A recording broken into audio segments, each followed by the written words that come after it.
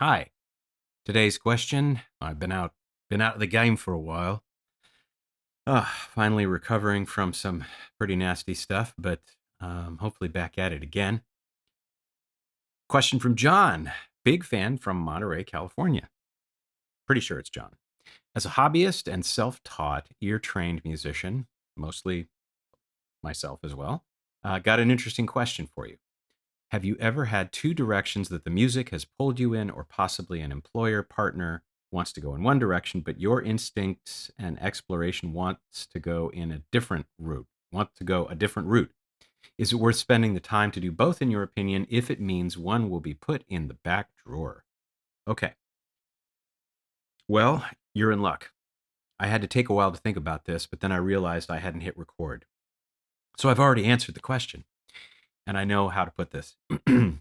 Let's start with some specific projects. Stormgate was given free reign to do pretty much whatever. There was some feedback saying, "Oh, this sounds less like an RTS to me."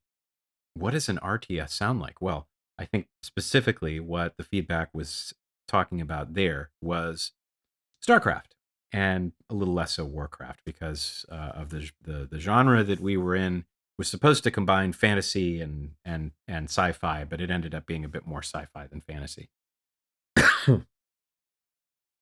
Okay.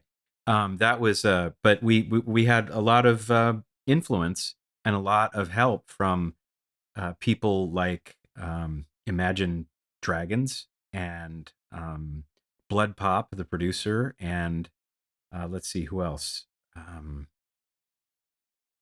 No, I think it was mostly conversations with those guys. Oh yeah, wait. Chainsmokers. Um, there were some people that were involved with our investors, I think, that we had gotten connected to, and were fans of StarCraft, and expressed a lot of interest in giving feedback. And I'd say Blood Pop's feedback was awesome. Um, a lot of times we can get nervous about cross industry um, collaborations, but in this case, um, from the popular music category, I think Blood Pop did a fantastic job. So his help influenced our music map, which influenced our composers, and they created some amazing stuff. Going to Unreal and even Unreal Tournament, for the most part, we did what we thought sounded good, and it ended up being good. I hope, I think. And Jazz Jackrabbit, kind of the same way. It Since then, there was a project that I was part of that got canceled that had some influence, but one part of it was do whatever you feel like doing. Another part was, hey, let's try Dungeon Synth. And if people haven't heard of Dungeon Synth, it is a fascinating genre. It has fascinating origins, and it has very interesting influences. And instead of being the person that just goes, nah, I don't think so, because I had done that on Wasteland 3 with licensed tracks that had vocals in them. You're in the middle of this big boss fight and you've got somebody singing. I kept thinking, man, that's just going to be too much of a distraction. In some cases, it is, especially with top down, a little less so. You're not immersed, so it doesn't feel like it's a distraction. But then you got over the shoulder in Death Stranding, and that is at the beginning, and all you're doing is sort of wandering around at the very beginning when you hear that an actual song, a singy song play. So there's certainly room for vocals in music all over the place. We have songs that are sung in all manner of games, but when it comes to being in the action, I used to be like, no, let's not do that. Same with Dungeon Synth. I for a second I was like, no, no, no, it sounds a little too weird, um, or it might be too divergent. But the nature of the game was so many uh, things combined. I'll just put it that way.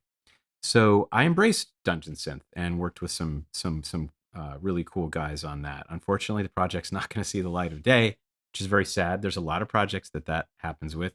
The Circle, which was a role playing game, was going to be the first Unreal Engine role playing game that I was going to work on with the same team that made Tyrion.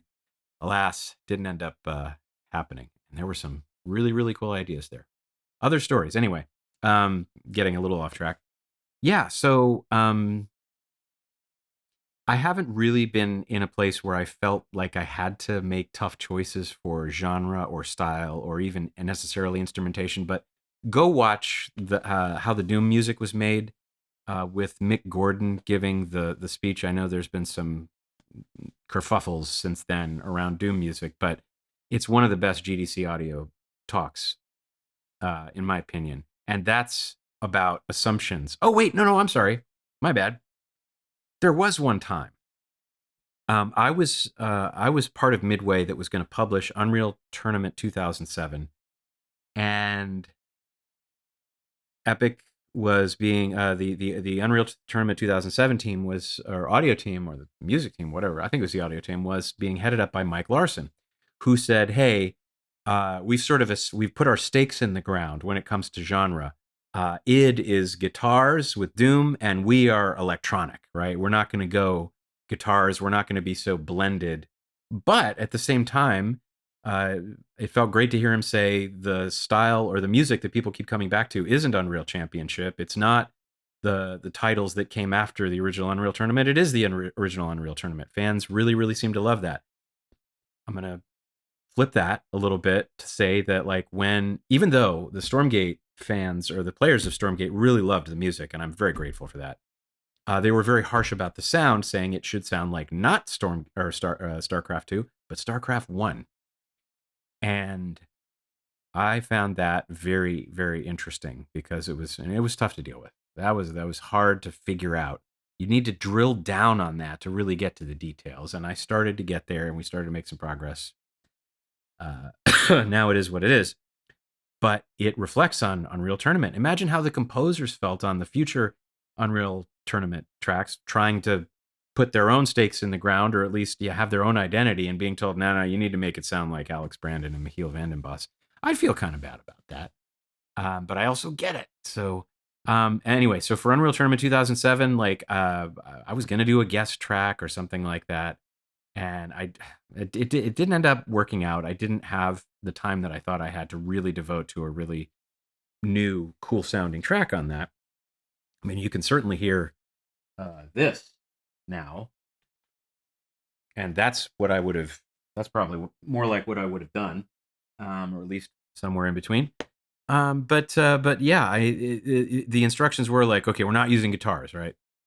I do respond a bit negatively to just direction that says we're not using, like, I know, and I've heard producers say, don't use samples, like we have to use live, don't ever use them. People that just automatically make those assumptions right out of the box need to be more specific.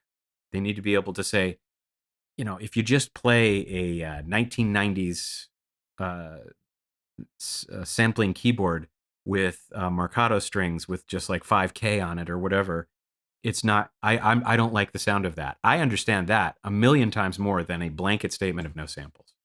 So, but when it comes to genre, I think we should combine them more. I think we do need more uniqueness in music because I've said it a million times. We have all the tools at our disposal, the entire sonic palette. We need more experimentation. We need more doing weird stuff to try to see. We don't have the advantage of arcade machines coming out with the limitations they have to create the completely new sound that players would hear in arcades way back in the day, or NES, or whatever chiptune you want to point to.